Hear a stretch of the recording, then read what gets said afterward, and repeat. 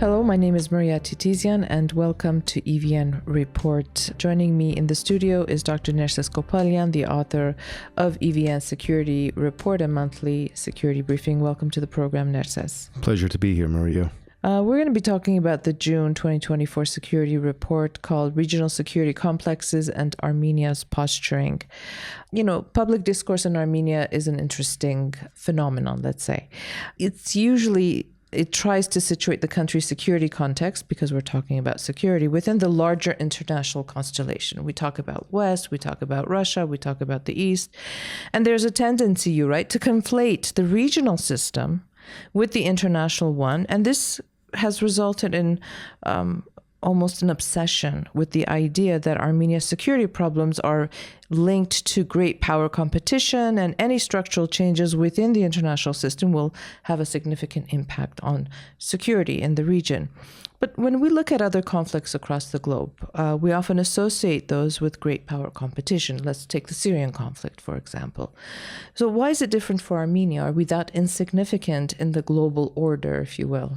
What you qualified and explained in the discourse, or the problems and the limitations in there, is what we call the level of analysis problem, where we assume that, or we establish a spurious relationship between international developments and assuming that is the cause of regional developments, where in essence the research specifically with regional security complex theory says it's the opposite, that securitization and desecuritization always manifest themselves at the regional level, and then if they're internationalized by more powerful actors, that is a subsequent problem. So you mentioned Syria, for example. Syria was not internationalized as a conflict. Syria started as a domestic democratic movement that grew up and then became international. So it was initially a regional problem. Similarly, when we look at the South Caucasus, right, even if right now we have several international actors involved, the United States, European Union, Russia, etc., sometimes Iran and Turkey, while these countries have other international obligations, the problem in the South Caucasus is heavily regional. The Armenia-Azerbaijani conflict is a regional problem, right? So, for example, the U.S.-Russia, for example, competition in Central Asia, hypothetically, has nothing to do with the South Caucasus. Assuming that two actors in other parts of the world compete with each other, and therefore we tie that together and try to qualify it as a causal factor for our region, this is what we mean when we say there's a level of analysis problem. Now, sometimes there is an interconnection, but when we're talking about developing a hierarchy, right, of causes and priorities, the regional supersedes the international when trying to understand the security of those in that regional security complex. And when we make those connections, right, a few things become pretty evident. When we use the term regional security complex, right, we're talking about a set of countries that are within that vicinity that have security interdependence. This is the important term, Explain interdependence. That. Right. Explain what you mean by that. So what security independence means is that a region itself is a subsystem. It has its own characteristics, mechanisms of engagement, processes, and historical structural factors, right? So it is a subsystem. So the South Caucasus is a subsystem, okay? That's one. That's why we use the term security system, right? So the South Caucasus, first, is a security system. Second, we see that the security interests of every actor in the South Caucasus is interlinked to one another, right? For example, you cannot talk about Armenia's security without talking about Azerbaijan or Georgia, right? You can't talk about Georgia's security without talking about developments in the Armenia-Azerbaijani conflict and the involvement of Russia or the interests of Turkey or Iran on and off, because their security relationships are intertwined, right? They're interlinked. So whenever you have what we call visible patterns of enmity or amity, right, and the intensity of these interactions, that allows us to understand that the level of security interdependence. For example, Armenia has no security interdependence with the United States, for example, right? So if the United States is in a conflict in Afghanistan, right? Or if the United States is having some problems in Central Asia, that is not interlinked with Armenia. There is no interdependence. But right? let's look at it from the opposite perspective. The United States' vision of itself in the world and how does Armenia not play a role in that? Armenia plays a role for the United States as a regional actor, not an international actor. And this is the problem of internationalizing, right? Or I come back to my example of Russia, right? Armenia's security interdependence with Russia is region specific. Okay, if Russia, for example, is in conflict in the Baltics, hypothetically, right, it decides to invade Estonia or Latvia, that is not interlinked to Armenia's security things but it has in the South impact. Caucasus. Of course it has impact, right? So what we're seeing is when we look at the level, the intensity of impact of engagement, right, the regional comes first and then the international can be linked to it. But fundamentally, what we're talking about is because the regional security dynamic is interlinked, this is the first level of analysis that we need to engage in to understand Armenia's security context. But the problem is in Armenia's public discourse or security thinking, we tend to conflate this. So instead of talking about, for example, the role of the United States in the South Caucasus or the role of Russia in South Caucasus, right, or the role of France in the South Caucasus, we extend it and we talk about, for example, the role of the United States in the South Caucasus. However, we try to see where Armenia fits, for example, in the U.S.-China rivalry, right? But do we do that? Of course we do that, because every time we talk about the region, there's this whole point that is there a great power competition in the South Caucasus, right? That those given a middle power or global power at the international level try to use Armenia as a sort of a thing, some kind of a pawn in their global puzzle. But excuse me, is there not great power, whatever we deem as great power? Let's say it's the United States and Russia, in this case, EU, China. Is the United States' interest in Armenia not meant as a bulwark against Russian continued influence in the region? South, in the region? Sure. So again, but it's still part of their, also in Central Asia, also in Ukraine, also in Europe. It makes Armenia a puzzle, right? Part of a puzzle. Part of the puzzle in the regional configuration, not in the global configuration. And this is what a conflation is, right? So Armenia is not part of the global puzzle. Okay. What is the global puzzle? It was only part of the regional puzzle. So when we talk about the global puzzle, for example, right? When you look at, for example, the United States' broader global objectives, okay? Or you look at China's broader global objectives, or you get Russia's Eurasian objectives, right? Because Russia is technically not an international player in that context. Okay, or you look at France's broader European objectives, okay, or Turkey's broader Mediterranean objectives. Armenia generally has no relevance or role in all of those puzzles. It only has relevance only specific to the South Caucasus, to its regional security complex. But then we could say that about any conflict. This is why why this theory argues that securitization and desecuritization begins at the regional level. Explain desecuritization. So desecuritization is basically the process which you have security complexities that have been addressed, and therefore you have interlinked relations between states within that are part of that complex, but they don't have rivalry or given conflicts. Okay, so let's look at, for example, Latin America, right? Latin America is heavily desecuritized because Argentina is not concerned that Brazil is going to attack them or Chile is going to be invaded, right? Now, it is a regional security complex, right? But it's desecuritized. If it is securitized and competition conflict begins, again, it's going to be at the regional level. Now, of course, international global actors, right, according to this theory, in which we discuss in the report, are important actors, right? And so they come in as exogenous forces that affect the given region security complex. But again, all of these international global actors that interject themselves into the region, their number one priority are the regional dynamics and then the international dynamics. But can you separate the two for a global? Yes, you may. Yes, you may, right? Because again, some of the examples we're talking about, okay? What role, for example, does Armenia play in the Iran-Saudi Arabia conflict, right? The whole Shia crescent versus, right, the Sunni thing, buffer against Iran. It really doesn't, okay? But if you're going to try to tie, right, Armenia-Iranian relations and say, by virtue of Armenia's engagement with Iran, can Armenia be positioned into the Iran-Saudi conflict? This is a level of analysis problem, right? But what you're doing is you're taking a country that has engagements in a specific security complex and you're trying to interject it into another regional security complex. This is a level of analysis problem. Let me ask you a question. In the Israeli-Palestinian conflict, Armenia recently recognized the state of Palestine. What was that about? Is that Armenia trying to interject itself in another regional but why now? Because so there's been few explanations for that, but that is a political and a diplomatic move. That is not a security move. In that context, could it not have security implications? No, it cannot.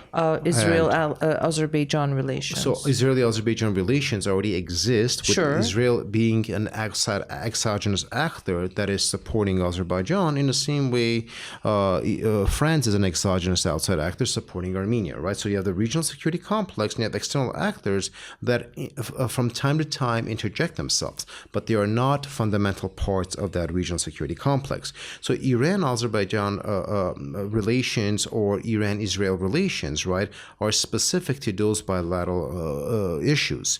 Armenia's recognition of Palestine does not affect the regional security configurations, because this was a political and a diplomatic move. Now, the question is then, why did Armenia recognize Palestine? There have been few theories that have been addressed, and then, the MFA has not given an explanation to this, but a few things have been clarified. One concern was that because of the recent anti-government protests that we saw in Armenia, the religization of Armenian politics and the utilization of the cross as a basis for potential warfare was something that Azerbaijan used with all the Islamic states, consistently bombarding them with that form of misinformation. And so the Armenian MFA started receiving consistent concern from Muslim countries who have good relations with Armenia, asking if Armenia is having a basically religiousized anti-Muslim movement. And so one mechanism of Armenia to basically debunk and address these problems that were coming from a lot of friendly Muslim countries was to recognize Palestine and thus alleviate the anti-Islamic narrative that Azerbaijan was proliferating. The second, of course, is specific to Iran. It's very obvious that Iran was very, very upset that Armenia signed a strategic partnership with the United States. Recognizing Palestine was sort of a low-fruit response to appease Iranian anger. And so in some sense, it was a diplomatic move. It was a strategic move to appease Armenia's Muslim partners. So this was not a securitized issue in that context. And so while the Arab-Israeli conflict has international dimensions, the security complex that Armenia finds itself in is wholly separated from the security complex that you're having the Israeli-Gaza conflict. No, of course I understand, but any political diplomatic decision, policy, will ultimately have implications for Armenia's security.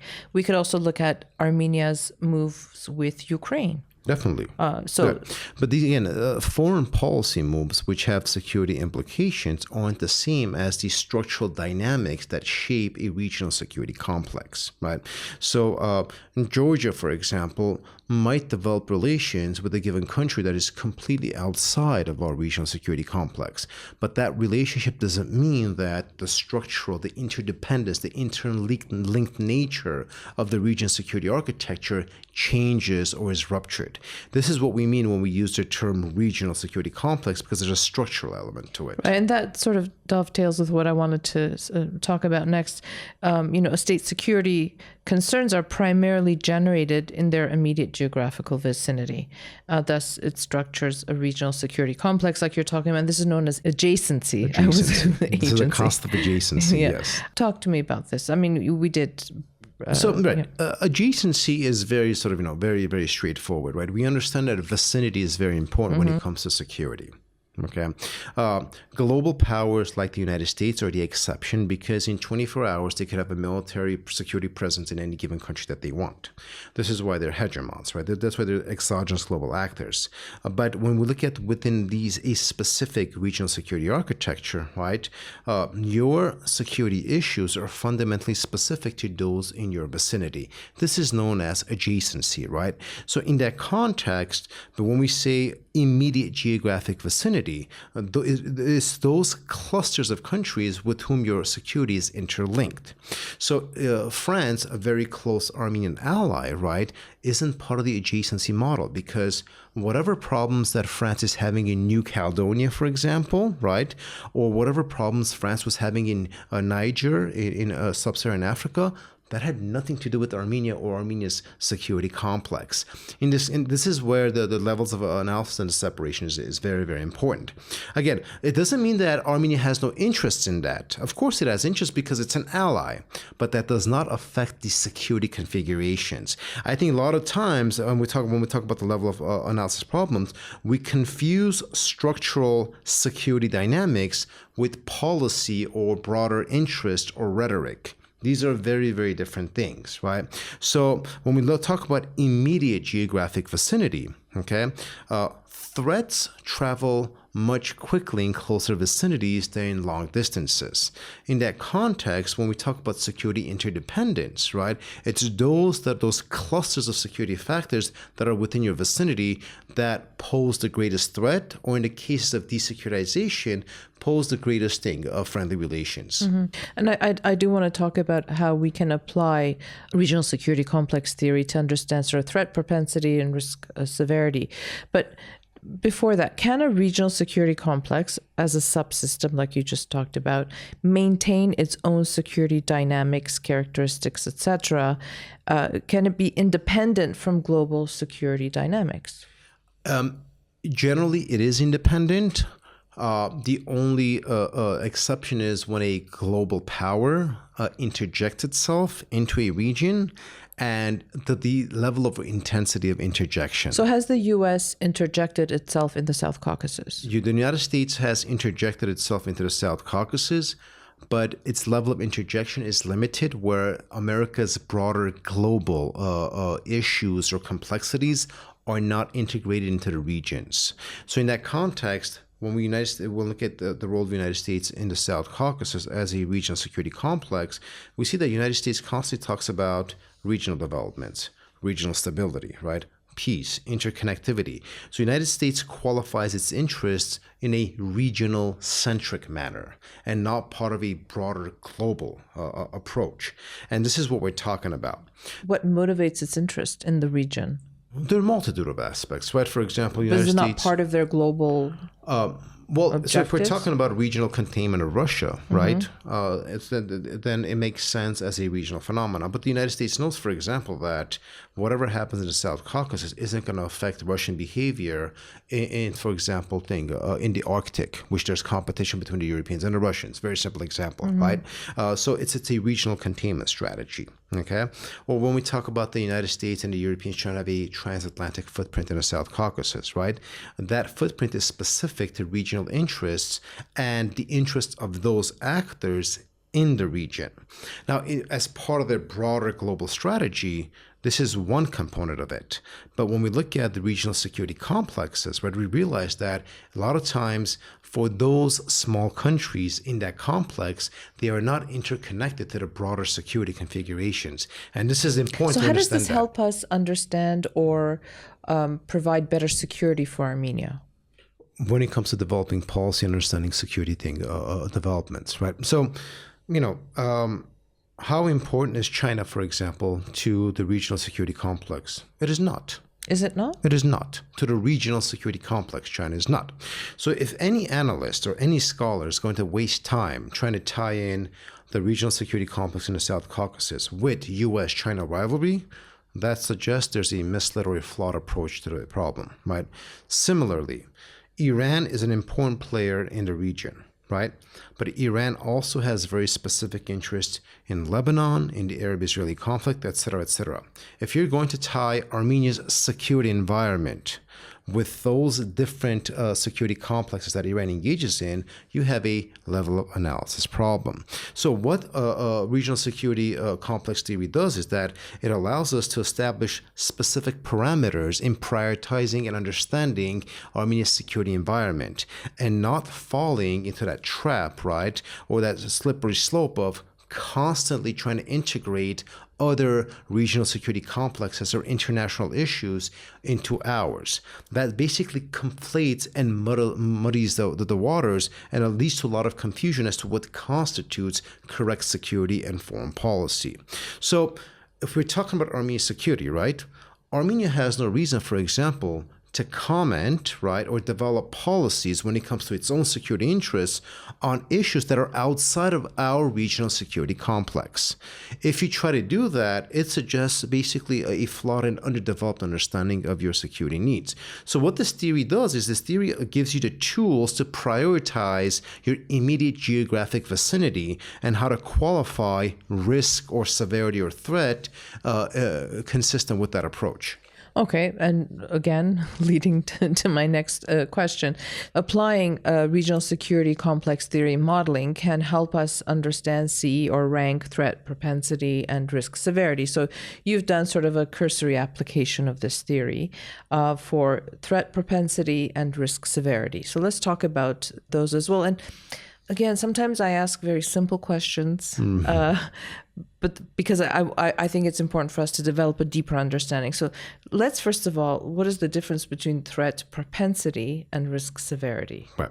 So propensity is the probability of something happening. Severity is how bad or how level of danger or the level of things severity is, right? So if that propensity propensity is basically right. And then the magnitude materializes, right? So, for example, what is the probability of a 5-year-old punching you?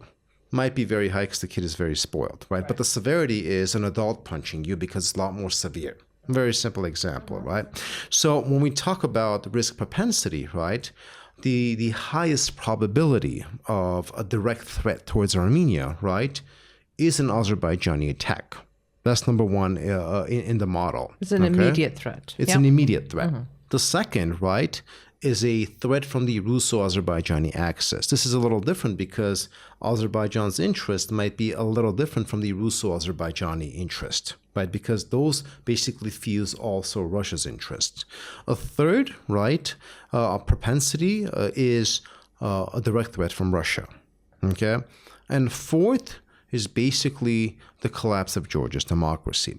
So when you rank risk propensity, right, you understand that the highest probability of threat to Armenia, right, begins with Azerbaijan, and then the Russo-Azerbaijani axis, Russia, and then the collapse of Georgian democracy. When you talk about level of severity, right, the dynamics are a little different, okay? Meaning, while an attack from Azerbaijan is severe, the level of severity would be nothing compared to an attack from Russia. Like you mean an actual... Absolutely, an actual attack, right? Again, we're talking about modeling here, right? So remember, so the probability of Russia attacking Armenia is third on the list. But if it attacks, it has the highest level of severity. This is what this theoretical model allows us to understand. The second level of threat severity would come from Azerbaijan. Third would be whatever the Russo-Azerbaijani axis does, which is usually in the form of hybrid attacks, localized incursions. And then again, the fourth severity is the collapse of Georgian democracy. So in the confluence of using this theoretical model, what do we see? We don't see a conversation about exogenous actors like France being a threat to Azerbaijan, right? That France might bomb or attack Azerbaijan. It's not going to happen. Okay, or that China being a threat to Armenia, or that the United States being a threat to Georgia, even with all these democratic backsliding. All of these countries might take steps in policy, in economic engagement. When it comes to the hard security structure of the region, none of those outside actors pose the level of immediate threat or the level of severity when compared to the given actors whose securities are interlinked and interdependent. What about Turkey? Turkey's absent from this conversation. It's so interesting. Turkey, Why? as the report discusses, like Iran, is what we call an unstructured agent. Their involvement in the regional security complex of the South Caucasus is intermittent. It's not consistent. Like the 2020 war. Exactly, right? So Turkey's involvement in the 2020 war was limited to the extent that they supported Azerbaijan, but there was no direct involvement of an attack from Turkey coming through Gyumri or whatever the case might be. No, but there was the direct involvement from what we know of the Turkish military's active That was involvement part of an integration into the Azerbaijani security forces. Or as an example, let's say that sometime next year or a few years from now, there's another conflict between Armenia and Azerbaijan, and French advisors play an important role in supporting Armenia's army. That does not mean France has an active presence in the region's security complex as a country and as a unit. Adjacency then. Right. Turkey's our neighbor. They've closed the border. This is why when we talk about adjacency, Iran and Turkey are included in the report as unstructured actors. But when we look at risk propensity, realistically speaking, in any modeling, the probability of Turkey invading Armenia is exceedingly low. Okay, this is the realm of probability. We can engage in rhetoric or historical fear or paranoia, but when you look at the empirical evidence and you operationalize the variables, the possibility of Turkey invading Armenia is exceedingly low. But if it did, the severity would be very high. Okay, same with Iran. The probability of Iran, becoming very upset with Armenia due to Armenia's, for example, European track and using force is exceedingly low. But should it get to that, the severity would be high. And the same examples apply to Azerbaijan and Georgia with respect to these outside or unstructured actors.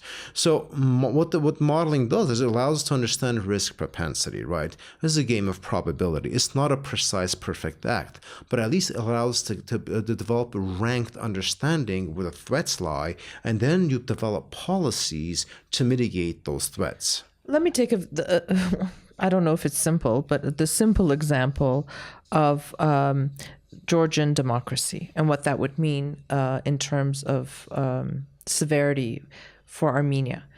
We understand that should democracy collapse in Georgia and authoritarian forces come back into power and lead the country, which we're seeing, right? More or less. Not yet, but there's a threat of that. It's a more complex process. It is, absolutely. That's why I'm saying it. I'm using a very simple example.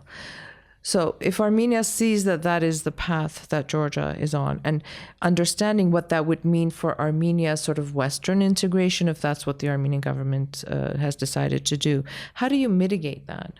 Right, so there are various contingency plans they develop. One, Armenia, for example, has not inserted itself into Georgia's internal politics. So while Armenia is very pro-democracy, Armenia has refrained from making any comments on what the Georgia Dream Party is doing, what this foreign agent law was, and all these protests that you've been having. So that's one approach. Okay. Second, regardless of who stays in power or who assumes power in Georgia, and assuming that they backtrack and they have some form of what we call a hybrid regime. It's not full authoritarian, but it's not democratic. Armenia's strategic interest would be to continue engaging with that government, right, to mitigate any fallout. So you would restructure your relations with that government, right, that is conducive to Georgia-Armenian interests and relations. So whereas if Georgia becomes a healthier democracy, things are easier for Armenia, you also anticipate the fact that this democratic backsliding might bring forth a new form of government. So you develop policies on how you're going to engage and work with this government. That is how you develop contingency planning. At the same time, for example, if you realize that if Georgia has been a darling of Western investments for the last 20 years, you present yourself to the West as a tenable alternative if Georgia backslides. So there are various mechanisms that you develop, contingency policies that could mitigate the threat of a collapse of Georgian democracy. But it's also, I think, I don't know if red flag is the correct term here, but it's also sort of a warning sign for Armenia that Georgia, with all of the support that it had, with all of its very clear position in terms of its foreign policy and democracy, if Georgia can backslide, that this is something that Armenia must always remember, that achieving democracy is not the end game. It's a continual process. Most definitely. That's that. So Georgia's situation, Georgia's democratic backsliding is not specific to the regional security complex. Armenia's can be. But you've included this here in terms of threat propensity. To Armenia's security. Sure. Right. So in that context, what's happening to Georgia, as far as Georgia is concerned, is not security specific. But the effect for Armenia will be security specific. And of course, if there's democratic backsliding in Armenia, that would also have severe security problems for Armenia, because of those partners that you've developed through your policy of diversification, those partners that you're purchasing weapons from or receiving military science and advanced training from, those partners would very likely stop working with you, in which case your security would suffer. And Georgia is sort of going through something like that right now. When the United States, for example, froze the military exercises, they're very likely going to punish Georgia in other some collaborative right. And coordinated military or security activities they were going to have. And then, of course, the possibility of sanctions, which should have economic effects that also affect security, so on and so forth. So, of course, Armenia always has to be cognizant of that. But when we look at regional security complexes, right, we look at states as units. And so the change of behavior of one unit is going to affect another unit. It is within that framing that we are looking at Georgia's backsliding affecting Armenia as a unit within the security complex. And also understanding that Armenia's most severe threat could come if Russia were to... That is the most severe threat. Right. So therefore, understanding that after you've applied this regional security complex theory, is how do you deal with this? What are the steps you need to take in order to mitigate any kind of threat? Right. Kind of threat. Right. So noting the fact that a direct Russian attack ranks third in probability, while first in severity, your preparation would also have to be consistent with your ranked approach. Mm-hmm. In that context, you first prepare against Azerbaijan. Next, you develop contingency plans for the Russo-Azerbaijani axis. And then third, whenever you have the capabilities, right, to anticipate a possible Russian attack. So that's where we use probability modeling to understand the highest possibility. After that, we developed a matrix for severity to be able to address that. If this probability happens, how do you address with the level of severity? Now, we have to be honest about this. Armenia can and is in the process of potentially developing sufficient capacity to address the problem of severity with respect to Azerbaijan. We are developing the capability of dehybridization, et cetera, through a comprehensive security modeling to address the hybrid threats of a Russo-Azerbaijani axis. But the possibility, realistically, for Armenia being able to mitigate the severity of a Russian invasion, we'll have to be very realistic about that, right? And so that is a whole different phenomenon. And the fact that a country of 3 million can ever be able to, absorb or mitigate an invasion by a country of 140 million is a nonsensical argument. But at least understanding those dynamics allows us to have a very nuanced development of security policies where we understand ranked risk and ranked severity. And not only security policy, diplomatic, political decision-making. Most definitely. They're all intertwined. In terms of relationships and bilateral relations. There's this fascinating, as always, when I first read it, it was, regional security. Of course, our security is tied to the region. But then when you start looking at it, untangling it, then you understand the importance of understanding this. So thank you once again. And as always, we look forward to next month's security briefing. Thank you for joining us. Thank you for having me.